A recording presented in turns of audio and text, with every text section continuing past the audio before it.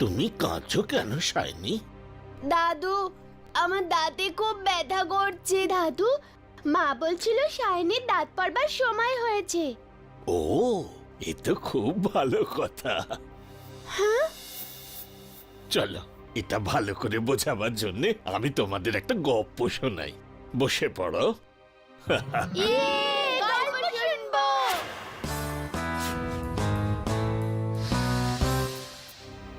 Scaly নামের একটা ছোট্ট সাপ ছিল যে জঙ্গলে থাকতো।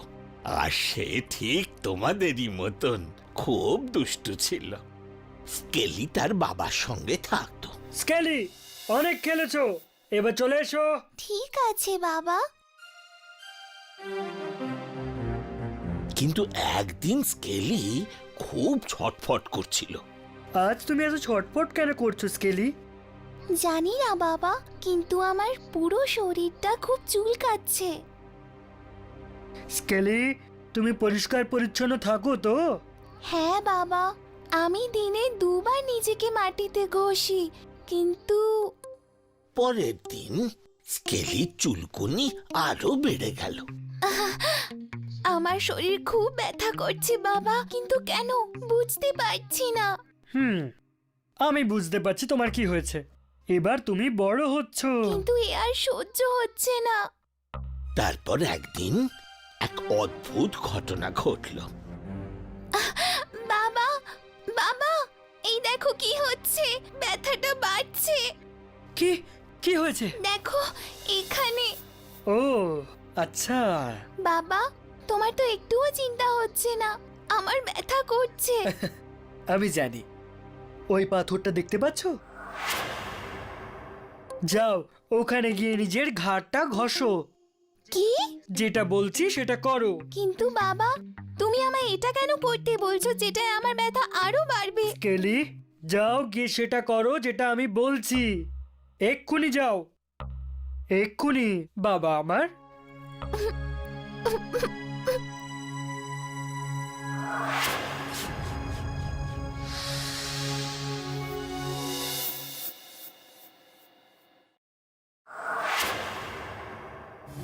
বাবা, এই তো একদম ম্যাজিক। আমি তো একদম নতুন সাপ হয়ে গেছি। হ্যাঁ একদম। এখন যেটা তোমার সাথে হলো সেটা আমাদের সাপেদের বড় হওয়ার প্রক্রিয়া। আমাদের শরীর পুরনো খোলসে ঢাকা থাকে। আমরা এই কষ্ট সহ্য করে আমরা জীবাণুতে ভরা এই খোলসটাকে ছেড়ে নতুন খোলস পাই। বুঝলে? নাও এখন তোমাকে একদম নতুন সাপই মনে হচ্ছে। হ্যাঁ বাবা, আমি এখন বুঝতে পেরেছি। এখন আমি গিয়ে আমার বন্ধুদের নতুন চামড়া দেখাবো। আর একদম এইভাবে তোমার পুরনো দুর্বল দাঁত পড়ে যাবে আর নতুন মজবুত দাঁত তার জায়গায় উঠবে। সংঘর্ষ সর্বদাই কিছু ভালো ফল দেয়। হ্যাঁ, এমনিতেও ওর দাঁতে তো পোকা লেগেছে।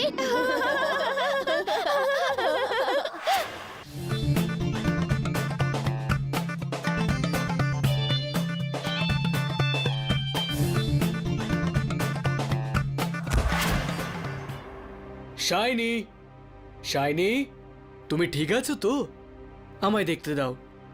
ওকে, সব ঠিকই আছে, কিন্তু তুমি তো আমায় ভয় পাইয়ে দিয়েছিলে। তুমি কি করার চেষ্টা করছিলে? আমি চিতাবাঘের মতো জাম্প করার চেষ্টা করছিলাম।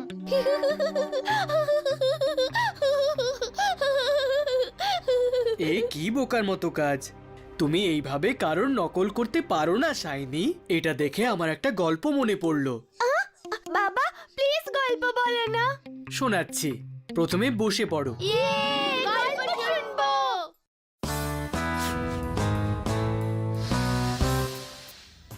একবার এক জঙ্গলে একটা ভাল্লুক আর একটা বাঁদর খুব ভালো বন্ধু ছিল।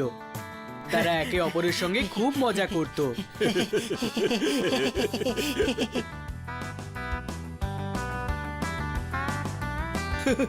বাঁদর, তুই আমাকে নকল করছিস কেন রে?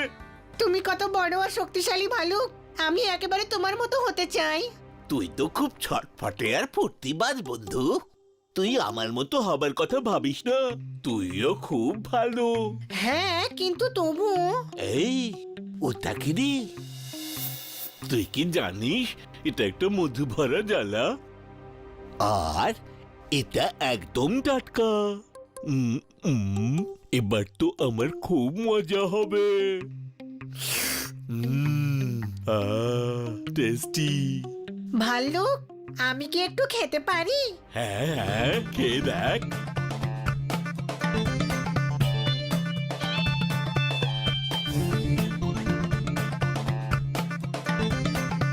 তুই এমন করে কি দেখছিস রে বাঁদর? তুমি নিজে কতটা মধু খেয়ে ফেললে, আর আমাকে একটুই দিলে ব্যাস। তোর জন্য ওইটুকুই যথেষ্ট রে বন্ধু। চলো এবার এই জ্বালাটাকে কোথাও লুকিয়ে ফেলি, নয়তো কেউ এটাকে চুরি করে নেবে। পরে দেখা হবে। ভালুক কখনোই আমাকে মধু দেবে না। আমার মনে হয় ওর শক্তিশালী হওয়ার রহস্য এটাই। কিন্তু এইবার আমি ওর রহস্য লুকোতে দেব না।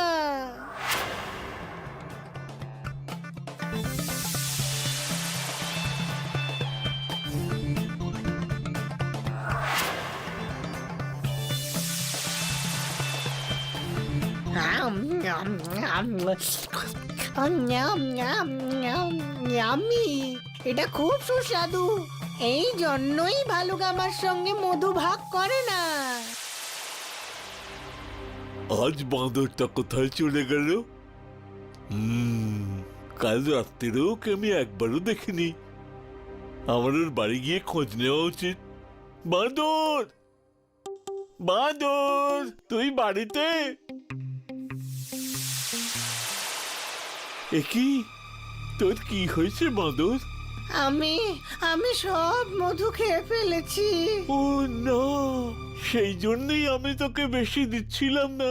শুধু আমরা ভালুকরাই ওই অতটা মধু হজম করতে পারি। আমি তো শুধু চেষ্টা করছিলাম তোমার মতো হওয়ার। তুই আমাকে নকল করে আমার মতো হতে পারবি না বন্ধু। আমি এখন বুঝতে পেরেছি। আমায় ক্ষমা করে দাও। কি যন্ত্রণা আমার এই পেটে। তুই চিন্তা করিস না, আমি ডক্টর ক্রেনকে ডাকছি। তো এইভাবে চোখ বন্ধ করে কারোর নকল করা খুব ক্ষতিকারক হতে পারে। হ্যাঁ বাবা, আমি বুঝতে পেরেছি। এবার তোমার ব্যথা ঠিক হয়ে গেছে। এবার যাও আর বাইরে গিয়ে খেলো, দুজনে যাও।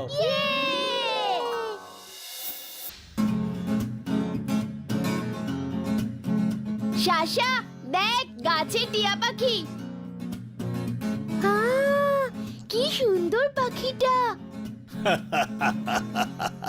একদম খুব সুন্দর পাখি, কিন্তু সোনারা এটাকে টিয়ার মতো দেখতে বটে, কিন্তু আসলে ওটা প্যারাকিট। এই প্যারাকিট কি দাদু? এই পাখিদের সবুজ ডানা আর লাল ঠোঁট হয়। আমাদের ভারতীয় টিয়ারা ওরা প্যারাকিট বলেও পরিচিত, সেটা জানো কি? ও, একটা সুন্দর পাখির জন্য একটা সুন্দর নাম। হ্যাঁ একদম। আর এখন আমার একটা প্যারাকিটের গপ্প মনে পড়েছে। তোমরা কি সেই গপ্পটা শুনতে চাও? হ্যাঁ একদম, গল্প শুনবো।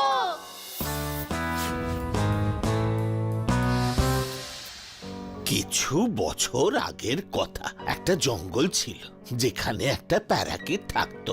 এই জঙ্গলে ওর মতন প্যারাকিট আর কেউ ছিল না, যে জন্য সবার কাছেও খুব প্রশংসা পেত। একদিন জঙ্গলের সব পাখিরা ওর সঙ্গে দেখা করতে এলো।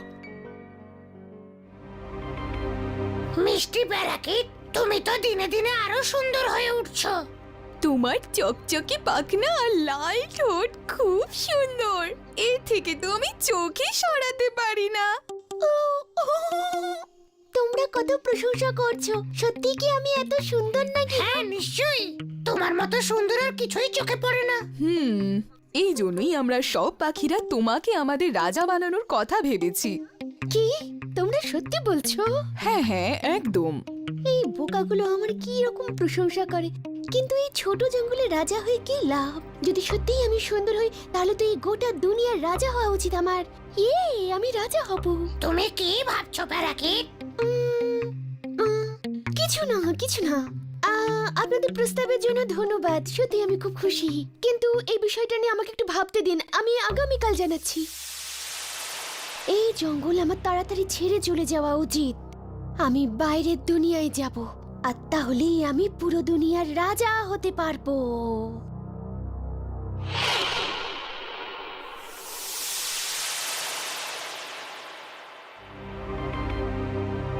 আমার মনে হয় আমি অনেক দিন ধরে উড়ছি, কিন্তু এই জায়গাটা কোথায়?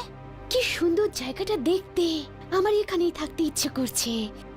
ওয়াও, চারপাশে কি সুস্বাদু ফল আর কত পোকামাকড়। এখানে আমার দিন খুব ভালোই কাটবে।